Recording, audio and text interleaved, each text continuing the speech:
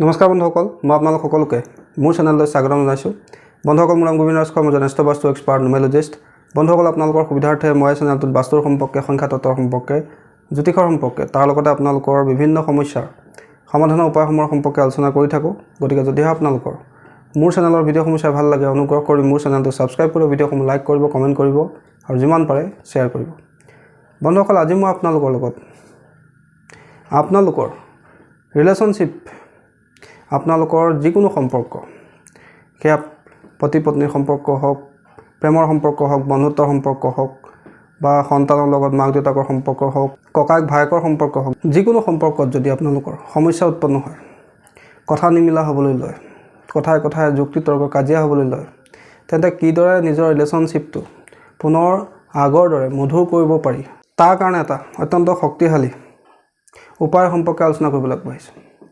বন্ধুসকল, কিন্তু এই উপায়টো আপোনালোকে এটা বিশেষ বস্তুৰ দ্বাৰা কৰিব লাগিব। বন্ধুসকল, আমি সকলোৱে জানো যে আমাৰ ৰিলেশ্যনশ্বিপ আৰু ধন টকা পইচাৰ কাৰক গ্ৰহ হৈছে শুক্ৰ গ্ৰহ। আৰু শুক্ৰ গ্ৰহে আমাক লাক্সাৰী প্ৰদান কৰে, আমাক অৰ্থ প্ৰদান কৰে, ধন প্ৰদান কৰে। তাৰ লগতে আমাৰ ৰিলেশ্যনশ্বিপটো মেইনটেইন কৰি ৰখাও হৈছে শুক্ৰ গ্ৰহৰে কাম। শুক্ৰ গ্ৰহে আমাৰ জীৱনৰ ৰিলেশ্যনশ্বিপবিলাক বেলেঞ্চ কৰে। সেইকাৰণে শুক্ৰৰ যি ৰাশি তুলা ৰাশি, সেই তুলা ৰাশি চিম্বল দিয়া হৈছে দগাপালা, অৰ্থাৎ আমাৰ জীৱনৰ ৰিলেশ্যনশ্বিপবিলাক বেলেঞ্চ কৰি ৰখাৰ কাম হৈছে শুক্ৰ গ্ৰহৰ। গতিকে আমি এই উপায়টো কৰিবৰ কাৰণে শুক্ৰ গ্ৰহৰ সহায় ল'ব লাগিব। তাৰ কাৰণে আমাক প্ৰয়োজন হ'ব ইত্ৰ, যাক অসমীয়াত আতৰ বুলি কোৱা হয়। অৱশ্যে এই ক্ষেত্ৰত আপোনালোকে স্প্ৰে জাতীয় পাৰফিউম কিন্তু ব্যৱহাৰ কৰিব নোৱাৰিব, যিহেতু তেনেকুৱা ধৰণৰ পাৰফিউমত এলকহল ইউজ কৰা হয়। গতিকে সেই ধৰণৰ এলকহলযুক্ত পাৰফিউম কিন্তু আপোনালোকে এই ক্ষেত্ৰত ব্যৱহাৰ কৰিব নোৱাৰিব। আপোনালোকে যিটো সৰু বটলত পোৱা যায়, যাক আতৰ বুলি কোৱা হয়, তেনেধৰণৰ আতৰ আপোনালোকে এই উপায়ৰ ক্ষেত্ৰত ব্যৱহাৰ কৰিব লাগিব। বন্ধুসকল, এইটো এটা সম্পূৰ্ণ পৰীক্ষিত উপায়। যদি আপোনালোকে মই কোৱা ধৰণে ইয়াক প্ৰয়োগ কৰে, খুব কম দিনৰ ভিতৰতে, 21 দিনৰ ভিতৰতে আপোনালোকৰ যিকোনো ৰিলেশ্যনশ্বিপৰ সমস্যা লাহে লাহে আঁতৰি যাব। আপোনালোকৰ সম্পৰ্ক পুনৰ মধুৰ হ'বলৈ ল'ব।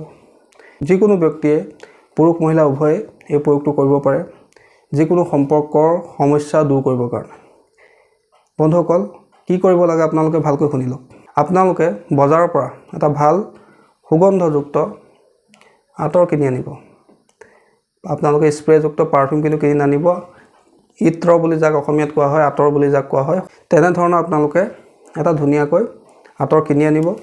আনি লৈ শুক্ৰবাৰৰ পৰা এইটো প্ৰয়োগ আৰম্ভ কৰিব। আৰু এই প্ৰয়োগটো আপোনালোকে ৰাতিপুৱাৰ সময়ত এবাৰ কৰিব আৰু সন্ধিয়া 8টা বজাৰ পিছত এবাৰ কৰিব। দুটা টাইমত আপোনালোকে এই প্ৰয়োগটো কৰিব, ৰাতিপুৱা এবাৰ আৰু ৰাতি 8টা বজাৰ পিছত এবাৰ। আৰু এই প্ৰয়োগটো আপোনালোকে কণ্টিনিউ 21 দিন কৰিব। কি কৰিব লাগে আপোনালোকে ভালকৈ শুনি লওক। বন্ধুসকল, কি কৰিব লাগে, আপোনালোকে এটা পাৰফিউম কিনি আনিব, আঁতৰ কিনি আনিব। সেই আঁতৰটো আপোনালোকে নিজৰ বাওঁ হাতৰ যিটো শুক্ৰৰ ক্ষেত্ৰ আছে, যিটো বুঢ়া আঙুলিৰ তলৰ অংশ, যাক শুক্ৰৰ ক্ষেত্ৰ বুলি কোৱা হয়, শুক্ৰৰ পৰ্বত বুলি কোৱা হয়, সেই স্থানতে পাৰফিউমটো লগাব। অকণমান লগাব, বেছিকৈ নালাগে। অকণমান পাৰফিউম লগাই অনামিকা আঙুলিটোৰ সৈতে হাতটোত এনেকৈ ঘূৰাই থাকিব। আঁতৰটো অকণমান লগাই বুঢ়া আঙুলিটো তলৰ যিটো পৰ্বত আছে, যাক শুক্ৰ পৰ্বত বুলি কোৱা হয়, তাত আপোনালোকে আঁতৰ অকণমান লগাই এনেকৈ ঘূৰাব। ঘূৰাই লৈ এটা মন্ত্ৰ আপোনালোকে 21 বাৰ জপ কৰিব। উচ্চাৰণ কৰিও ক'ব পাৰে বা আপোনালোকে মনে মনেও ক'ব পাৰে, উচ্চাৰণ কৰি ক'ব পাৰে। কিন্তু নিতান্তই আপোনালোকে মন্ত্ৰটো কিন্তু মুখস্থ কৰি ল'ব। মন্ত্ৰ মুখস্থ কৰি নল'লে মন্ত্ৰই আপোনালোকক ভালদৰে কাম নকৰে, যিহেতু মন্ত্ৰত এটা এনাৰ্জি থাকে। যদি আপুনি মন্ত্ৰটো চাই চাই পঢ়িব লগাত পৰে, তেন্তে সেই মন্ত্ৰৰ প্ৰভাৱ কিন্তু আপোনাৰ ওপৰত খুব কম পৰে। গতিকে আপোনালোকে মন্ত্ৰটো মুখস্থ কৰি ল'ব লাগে। তাৰপিছতে আপোনালোকে 21 বাৰ হাতৰ এই শুক্ৰ পৰ্বতত পাৰফিউমটো লগাই লগাই 21 বাৰ এই মন্ত্ৰটো জপ কৰিব লাগে। আৰু এই সময়ছোৱাত আপুনি যাৰে লগত সম্পৰ্কটো ভাল কৰিব খুজিছে, তেওঁৰ নামটো মন্ত্ৰটোৰ লগতে ল'ব লাগে। বন্ধুসকল, মন্ত্ৰটো মই আপোনালোকক স্ক্ৰীণত দি দিছোঁ। মন্ত্ৰটো হৈছে ওম নমো চামুণ্ডাই জয় জয় আমুকং বৈশ্যমানায় জয় জয় সৰ্বসত্তা নমো স্বাহা। বন্ধুসকল, মন্ত্ৰটো স্ক্ৰীণত মই দি দিছোঁ। ওম নমো চামুণ্ডাই জয় জয় অমুক বৈশ্যমানায় জয় জয় সৰ্বসত্তা নম স্বাহা। এই মন্ত্ৰটো আপোনালোকে ভালকৈ মুখস্থ কৰি ল'ব, তাৰপিছতহে ইয়াক প্ৰয়োগ কৰিব। কি কৰিব লাগে আপোনালোকে বজাৰৰ পৰা আপোনালোকে এটা আতৰ কিনি আনিব, আনি লৈ শুক্ৰবাৰৰ পৰাই প্ৰয়োগটো ষ্টাৰ্ট কৰিব। কি কৰিব লাগে আপোনালোকে অকণমান আতৰ আপোনালোকৰ বাওঁ হাতৰ এই শুক্ৰ পৰ্বতত লগাব। বুঢ়া আঙুলিৰ তলৰ যিটো অংশৰ পৰ্বত আছে তাকে শুক্ৰ পৰ্বত বুলি কোৱা হয়। সেই স্থানত আপোনালোকে অকণমান পাৰফিউম লগাই নিজৰ সোঁ হাতৰ যিটো অনামিকা আঙুলি আছে, যাক ৰিং ফিংগাৰ বুলি কোৱা হয়, এই ৰিং ফিংগাৰে আপোনালোকৰ এই অংশটো এনেকৈ ঘূৰাই ঘূৰাই আপোনালোকে এই মন্ত্ৰটো 21 বাৰ জপ কৰিব। আৰু 21 বাৰ জপ কৰোঁতে আপোনালোকে সেই ব্যক্তিজনৰ লগত, যাৰ লগত আপুনি সম্পৰ্কটো ভাল হোৱাটো বিচাৰিছে, তেওঁৰ লগত সম্পৰ্ক ভাল হৈ গৈছে বুলি মনতে ভাবি লৈ এফাৰ্মেশ্যন দি আপোনালোকে মন্ত্ৰ জপ কৰিবলৈ ষ্টাৰ্ট কৰিব। বন্ধুসকল চাব, মই কোৱা ধৰণে যদি আপোনালোকে এই উপায়টো কণ্টিনিউ 21 দিন কৰে, ৰাতিপুৱা এবাৰ আৰু ৰাতি 8টা বজাৰ পিছত এবাৰ, চাব সেই ব্যক্তিজনৰ লগত আপোনালোকৰ সম্পৰ্ক পুনৰ মধুৰ হ'বলৈ ল'ব।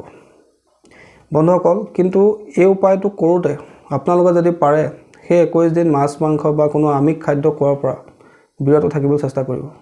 আৰু যদি আপোনালোকে উপায় কৰে বা মন্ত্ৰ প্ৰয়োগ কৰে, সম্পূৰ্ণ মনত আস্থা ৰাখি কৰিব, কৰি চাওঁ কি হয় দেখা যাওক, এনেকৈ ডুৱেল মাইণ্ডেড হৈ যদি আপোনালোকে কোনো এটা প্ৰয়োগ কৰে বা যিকোনো ধৰণৰ আপোনালোকে এফাৰ্মেশ্যন কৰে, মনত যদি আপোনাৰ সন্দেহ থাকে, মনত যদি আপোনাৰ নিজৰে স্থিৰতা নাথাকে, তেন্তে কিন্তু আপোনালোকে এই প্ৰয়োগবিলাকৰ বিশেষ ফল লাভ নকৰে।